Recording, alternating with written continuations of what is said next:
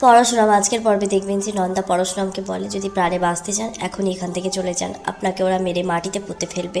পরশুরাম বলে যে শিবানীর মৃত্যুর প্রতিশোধ না নিয়ে সে এখান থেকে কোথাও যাবে না, এটা তার চ্যালেঞ্জ। এরপর বিজন ওরফে বিজিত তার চেলাদের ফোন করে বলে যে পরশুরামকে মেরে ফেলতে, আর পিকু লাড্ডু আড়াল থেকে বিজিতের উপর নজর রাখে, ও সব শুনে ফেলে। এরপর ভুম্বলকে মারার অপরাধে গ্রামের লোক পরশুরামকে মারতে এলে বলরাম তাকে গাড়িতে তুলে নিয়ে শহরে নিয়ে চলে আসে। এরপর পরশুরাম গোয়েন্দা অফিসারের কাছে আসে শিবানীর অস্থিগুলো নিয়ে। সেখানে পিকু তার বাবাকে বিজিতের নকল গোফের ছবি পাঠায়। বিজিতের নকল গোফের সঙ্গে বিজনলালের গোফের মিল পায় পরশুরাম। সবাই চমকে যায়। অন্যদিকে তটিনী বলে যে সুধারানী মুখ খুললে তাকে মেরে ফেলতে পারে, তাই সুধারানীর নিরাপত্তা আর তার পিছনে কার হাত আছে তাকে খুঁজে বের করতে হবে। এরপর আগামী পর্বে ম্যারেজ রেজিস্ট্রার মালতী সেনকে শিবানীর ছবি দেখিয়ে কুসুমপুরে জিজ্ঞেস করা হয় যে এই মেয়েটার বিয়েতে পাত্র কে ছিল।